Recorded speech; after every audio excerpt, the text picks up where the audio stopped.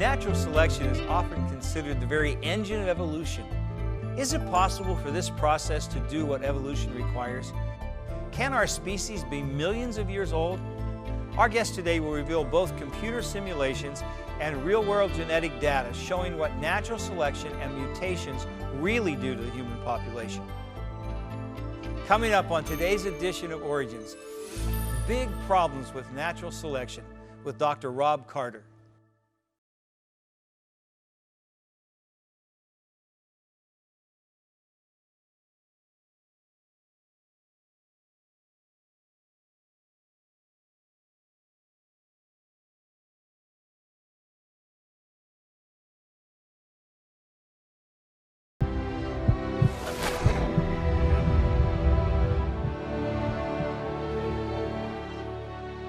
Hello, my friends, and welcome to Origins. My name's Don Chapman. It's my privilege to be your host.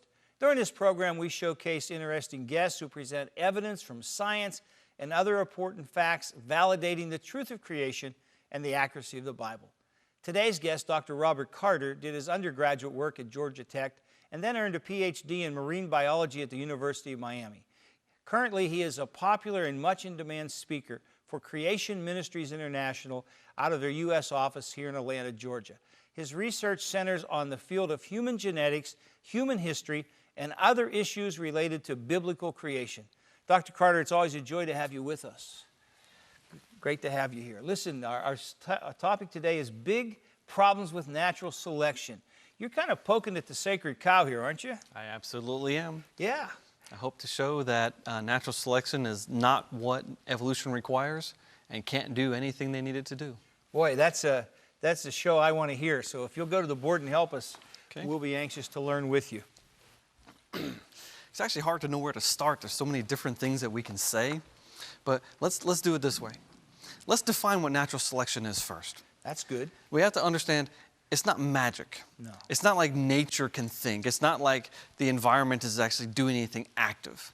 It's not even survival of the fittest. That's actually a really bad word, bad phrase. Because how do you define who's the most fit? It's not the biggest, no, it's not the one who survives. It's the one who has the most number of children. Oh. It's not the strongest and the fastest or the best eyesight, or it's the one who reproduces more. That's actually how to define it. So it's really, we shouldn't call natural selection. We could call it differential reproduction.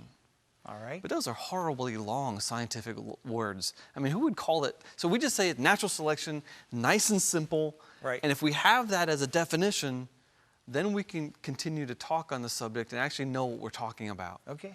Usually evolutionists use this and they switch meanings and change it up, and so people get really confused. But something else I want to point out, though.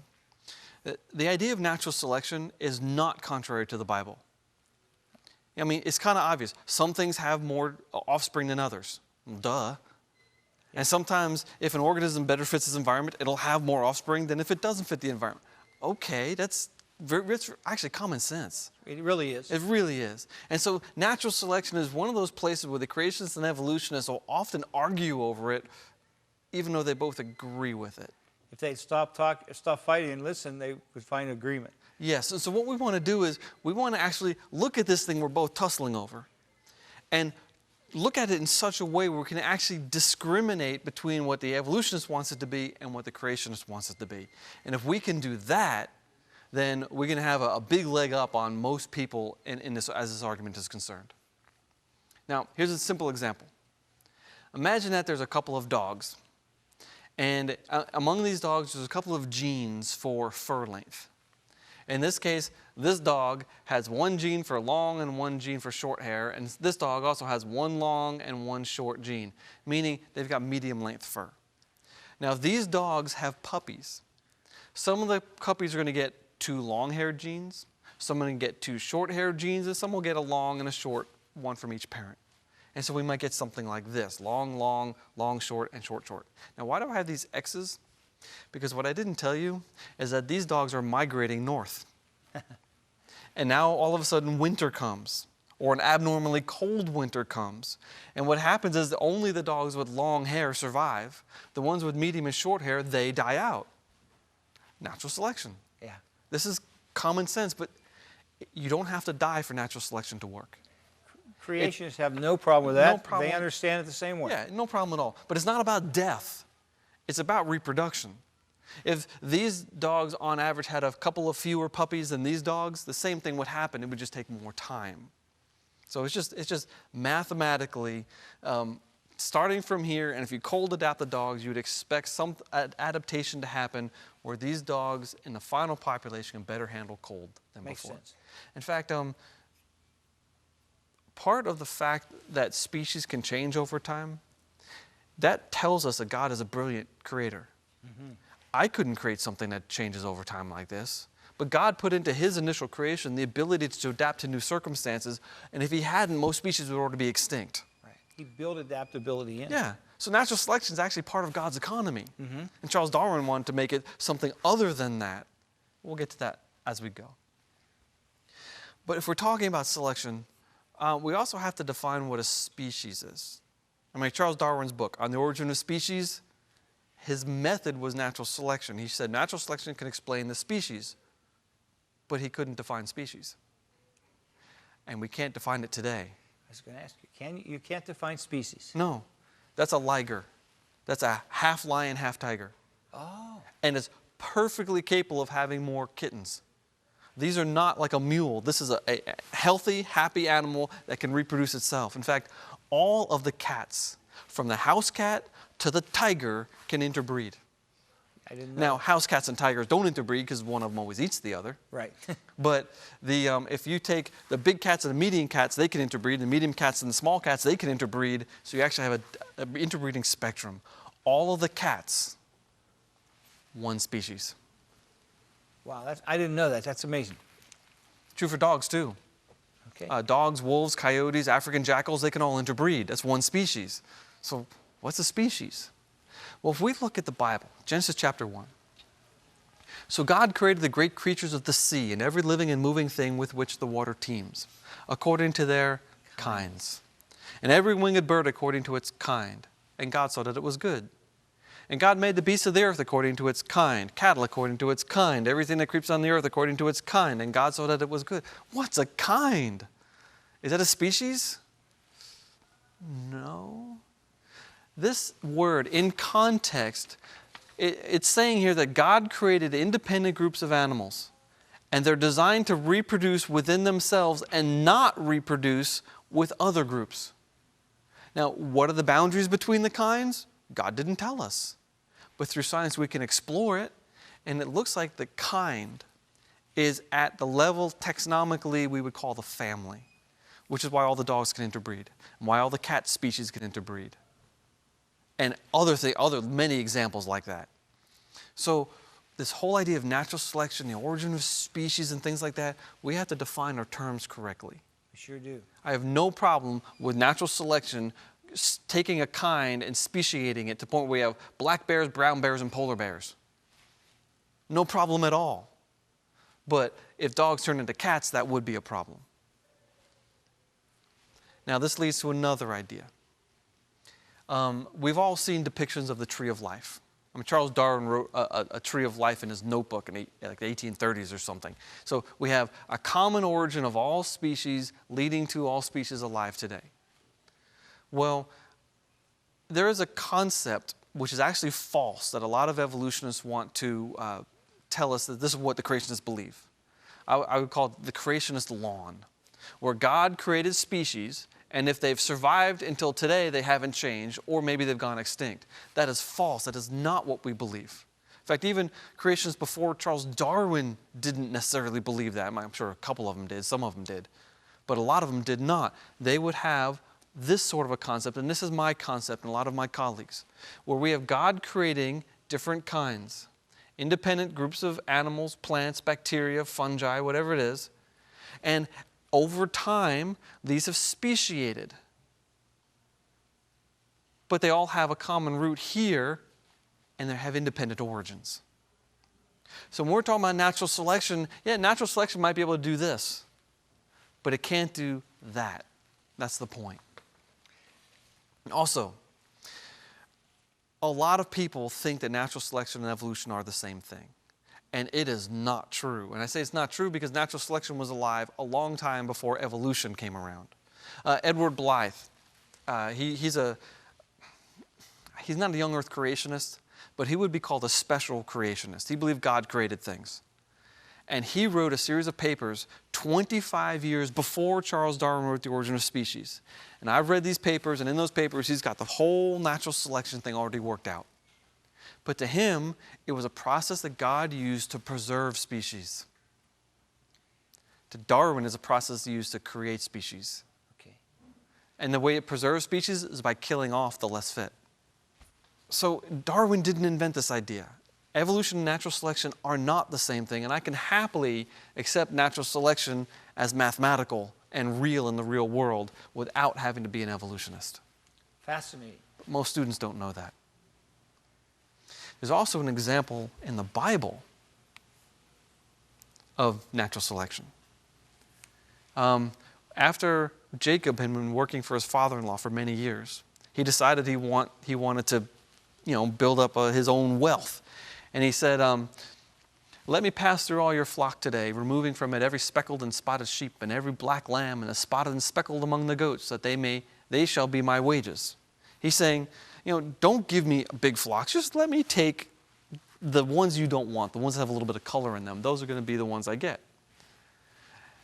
But then, whenever the stronger of the flock that's now all white were breeding, Jacob would lay some sticks in the troughs before the eyes of the flock. It's when the stronger ones were there, and he had the stronger sheep were breeding and not the weaker ones. So the feebler would be his father-in-law's, and the stronger would be Jacob's. And what happened over time? Jacob's flock grew phenomenally. Grew phenomenally, Yeah. and it was all the spotted ones, starting from a white flock. He went through an artificial selection scenario. He changed the species. He changed the coat color, and coat color is a very important thing. I mean, polar bears have white coats on purpose. Yeah. Black bears wouldn't do very well in the woods if they had white coats. So here we have in the Bible an extreme example of change in color of a species over time through, in this case, artificial selection. So of course things can change. There's an example right there of things changing. Now, this is a clip from our Evolution's Achilles Heels documentary. Okay. Here we have two bacteria. This one is mutant. It's got a defective pore, so the antibiotics can't get into it, but food has a hard time getting into it. This one's got the normal pore, so food gets in, but so does the antibiotic. In this case, which one's going to live and which one's going to die? The healthy bacteria dies with the antibiotic. The mutant lives. Even if it grows slowly, even if it's decrepit, even if it's falling apart, it can survive and the healthy one dies. So what is natural selection doing in this case? It seems backwards. It's backwards. That's right. It's actually destroying the species. Yeah. It's focusing on things that are bad because it just happens that this bad thing gives it a survival advantage. But it grows really slowly. It's not nearly as fit as the other one when the antibiotic's not present. Okay. All known examples of natural selection involve a downward change, a backwardization if you want. It's something in the population that is actually bad, but is a selective advantage in some circumstances. Another example for humans would be sickle cell anemia. That is a debilitating disease. It hurts people, even when they're heterozygous for the disease. And yet, if you carry that trait, you have a greater chance of surviving childhood malaria. Huh. So you have a broken gene that it hurts, it's bad for you, but it's better to be sick than to be dead. And so all natural selection is doing is preventing us from going extinct, and yet, at the other hand, very often, it hurts us. And it usually removes some functional gene. Like the sickle cell gene is a broken gene. The good gene's getting removed. Here's an example of selection from my own work. It's from a paper that I published with John Sanford in 2012, and we're looking at the human H1N1 influenza virus. Now, most people have heard of the swine flu. That's H1N1. Or the Spanish flu that hit the world right after World War I. That was H1N1. In fact, this is that Spanish flu. And this is the years. And all we did is we counted up the number of mutations that have accumulated in each virus over time. and we found this relationship. That's a straight line. It's a straight line. And then we noticed, we actually published this, nobody else noticed this. We noticed that in 2009, the human H1N1 virus that's been plaguing us since 1918 went extinct. So no one's going to get that anymore. No, we can still get the swine version of it, but the human version is gone. And the reason it went extinct is because if you look at this number of mutations, that's about 13% of its genome. So despite the fact that natural selection, that's the human immune system, natural selection, is getting rid of flu viruses, and any flu virus that's decrepit or reproduces slowly will not escape the human immune system. So it should be producing superbugs. But it didn't produce a superbug. It made the bug run out mutation-wise to the point of extinction. Huh. Now, to put that in perspective, this many generations of the influenza virus is about the number of generations that evolutionists believe humans and chimpanzees have been separated. So what does that mean? It means our species can't be around for millions of years. Yeah. And if we can't have been around for millions of years ago, we won't last millions of years into the future. Here's another clip from our Evolution's Achilles Heels documentary. This is a human cell, a fertilized egg. Well, when that egg divides, it adds mutations. 1 to 3 mutations for every cell division. We have about 100 trillion cells in our bodies. That means that we carry every single possible mutation in us right now. And the older we get, the more mutations we get. So we are going to die if we don't get hit by a bus or eaten by a bear. Accumulating mutations will kill every one of us. Wow. As an individual, but it also applies to the species. You see, not only do we die when we get old because of mutation accumulation, but as mutations accumulate from one generation to the next, well, every generation adds about 100 mutations that didn't exist in the generation before. So these people are actually related to me, since my ancestors. Wow. These people aren't, but look, every generation we add more and more mutations. So natural selection can't remove them because you can't die 100 times over. And yet all these mutations are actually bad in some way. This is a rate at which a species like humans or elephants or giraffes, we cannot withstand this mutation accumulation over a long period of time. So I claim that accumulating mutations will kill us as individuals and will kill our species. All complex life. Maybe bacteria can withstand this, fine, but all complex life is doomed because of accumulating mutations after natural selection has done its work. This is kind of daunting, and yes. we need to draw together some conclusions and understand what's happening, and I hope we'll be able to give a little hope. So don't you go away. Stay tuned for some hope and some conclusions when we come back.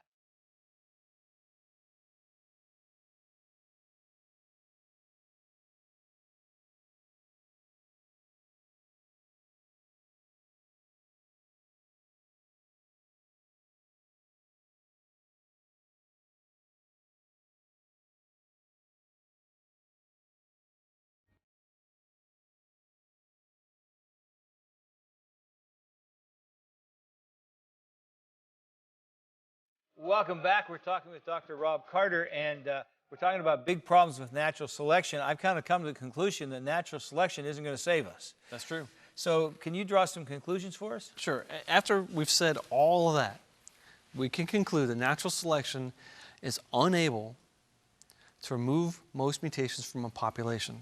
In other words, it's unable to slow down decay. It does slow it down to a degree, but decay keeps on happening anyway. Yeah. And so, yeah, well, I'll accept natural selection. Sure, great. People born without heads, they don't have any babies. Okay, cool. But it can't do much more than that. But also, it doesn't add anything new. Darwin didn't know that. Natural selection can only remove stuff. It can't add stuff. Now, most evolutionists say, oh, but mutations, they add new things to the genome. Yeah, but we've seen what happens with mutations. Most of them are bad. They've got to be removed. And even if a beneficial mutation could happen, it's going to be, what, like 1,000,000 to 1? Yeah. So you got to remove 1,000,000 mutations from the genome? Mathematically, it can't happen. There's no way to do it. Yeah. And so the 1 is going to get lost in the 1,000,000. Yeah. And so once we get rid of natural selection, what's evolution got? Nothing. Natural selection also can't prevent extinction. It might delay it a little bit, but it can't prevent it. And that's a huge problem because actually in evolutionary theory, new species must form. Here, we're just trying to keep them from going extinct. And therefore, natural selection does not do what Darwin needed. No. At all.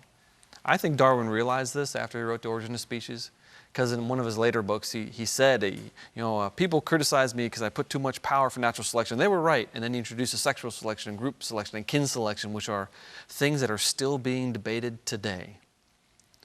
And population geneticists really don't like those ideas because they don't really work. They don't work either. No, So they do not.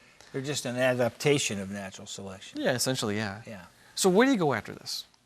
After all that's said and done, what do you do? Let's put all this stuff in a biblical context. Let's read Romans 5:12.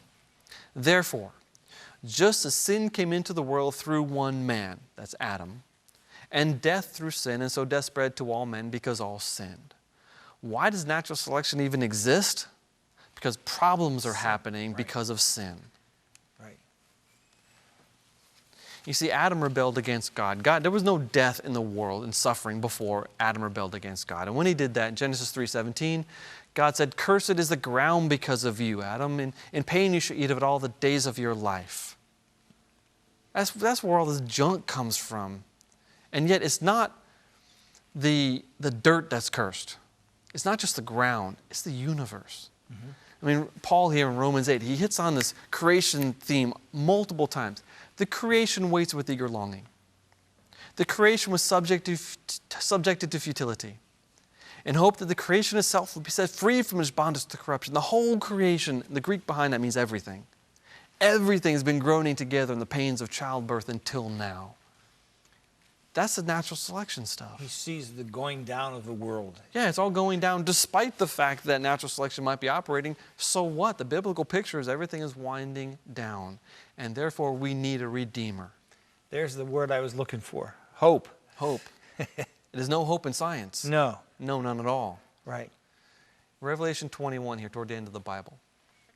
He will wipe away every tear from their eyes, and death shall be no more. Neither shall there be mourning, nor crying, nor pain anymore, for the former things are passed away. And natural selection is one of these former things. Natural selection is part of the former things that passes away. That's right. There's not going to be any suffering, any death, or any decay when God restores all things. Yeah. And to restore means there was something that actually got marred. Yeah. And that thing that got marred was the initial creation, which was created perfect without decay, therefore no natural selection. Most of us don't really understand how catastrophic Adam's fall was, do we? Most people don't. And it's because it's not taught in most churches. That's right. But it is profound in the way it's influenced all of us. And if we don't understand how catastrophic the fall was, we don't understand how glorious our redemption is. That's true too. Yes. Absolutely. And this is an incredible thing. I don't think I've ever preached a funeral that I didn't refer to this verse. One of the best parts of heaven's what's not there. No tears, no suffering, no loss, and we might say no mutations. Yeah, no mutations. Because we were restored to what was there before the fall. Yeah. Right now, we couldn't live in heaven for millions of years because our bodies pick up mutations over time and we'd die eventually. But when he appears in the sky, we'll be made like him. Yes. And I wonder if that means the mutations are taken away. Oh, I believe so. Yeah, I do too. And perhaps through the tree of life. Yeah. In the very next chapter of the Bible says, first of all, there's no more curse. And the tree of life reappears. Yeah. And the leaves are for the healing of the nations. You know, Dr. Carter, having you on has been a tremendous blessing to me because it's shown me how the debate has to continue because of the new information. The whole genetic side of this argument isn't very many years old. It's kind of fresh that we've really understood this. Yes. And then you have to understand the genome before you can understand its implications. And that takes time to develop. And you've done a tremendous job. And we need to say to our viewers that they need to continue to educate themselves because the debate has changed as we've gathered new information. Isn't that true? Absolutely. Yeah. And I like to end everything with 1 Peter 3:15. Please do that. It says, "But in your hearts honor Christ the Lord as holy, always being prepared to make a defense," including things like genetics and natural selection. That's right. "To anyone who asks you for a reason for the hope that is in you, Well, I've got good reason for the hope that is in me, besides the promises that Christ made. There's good scientific indication the Bible actually is true. And yet do it with gentleness and respect. Sure. And we are called to be respectful to our adversaries, and yet to stand firm and confident on the Word of God at the same time. Thank you, sir. You've done a great You're service. welcome. You're Keep up the good work. And my friends, I want you to understand that you can't live out this apologetic verse in Peter if you don't stay fresh on these issues. We hope today's show has helped. But get the books, get the tape, continue to learn and grow so that you can give a good defense. And then maybe when we get to heaven, we'll see your neighbors there because of your witness. I hope that's true. And always remember this, my friend, it's God's view that He created you. And that should be your worldview too. See you again soon here on Origins. And until then, God bless you, my friend. Thank you for watching this edition of Origins. For a DVD of this series, you can order online or send a $12 donation to cover shipping and handling. And write to Origins Program number 1704, Cornerstone Network, Wall, Pennsylvania, 15148. If you'd like a copy of the PowerPoint information presented today, you can download an episode guide at originstv.org.